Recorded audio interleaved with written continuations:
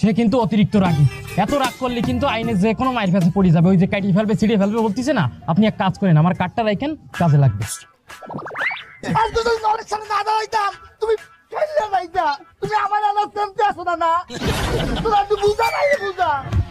এই যে পুলিশ সাহেবেরা আমনে কো কেডা বলাইছি আমনে তা কেন বলাইছি যে আমারে আপনারা সেভ করবেন এই ভাড়াটিও গো হাত দিয়া এরা আমনের সামনে আমারে বাইন্দে তুই এরা আমার বিচার করে আপনি চাইছেই দেখেন এমেয়া দোষ যেই করুক, বাড়িওয়ালা করুক আর ভাড়াটিয়া করুক, হ্যাঁ বিচার করবেই। আর এখানে দেখেন না একজন জনপ্রতিনিধি আছে আমাকে প্রিয় মানুষ, হে তো বিচার করতেছে, হ্যাঁ আমরা কি কমু সেটা কইবে এই হইবে।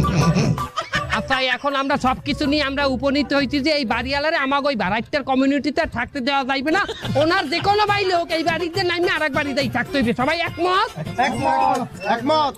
তুমি তো আমার ভাড়াইতে না, তুমিও একমত। আর আপনারা মানে কি কি একমত? আমি আপনাকে বাড়ি ভাড়া দিচ্ছি, আপনাকে থাকতে দিচ্ছি, আর আমার বাড়িতে আমার লামাই দেবেন, এটা কি কোন আইনে আছে? এটা কোন আইন? সে কিন্তু ঠিকই বলছে, আইনত একজন বাড়িওয়ালারে আপনি ভাড়াটিয়া হিসাবে কিন্তু বাইর করে দিতে পারেন না, আর বাইর করে দিলেই কিন্তু আপনি আইনের মায়ের কাছে পড়ে যাবেন। আর যদি মায়ের কাছে পড়ে যান, আমি শহীদুল পাঠক তো আছি, আপনার সমাধান আমি করে দেব। তুমি দোতলার যে ফ্ল্যাটটায় থাও ওই ফ্ল্যাটে তুমি থাকতে পারবা না। আমি থাকবো, আমি কি পার্কিং এ যাই থাকবো? পার্কিং এ তো অবশ্যই আমাগো লোকজন থাকবে, তুমি না। তুমি থাকবে এনে সিলে কোঠায়, এখানটা তুমি নিচেও নামতে পারবা না, উপরে উঠতে পারবা না। উপরে তো আমি আপনি উঠতাম না, সিলে কোঠার উপরে আছে কি আর?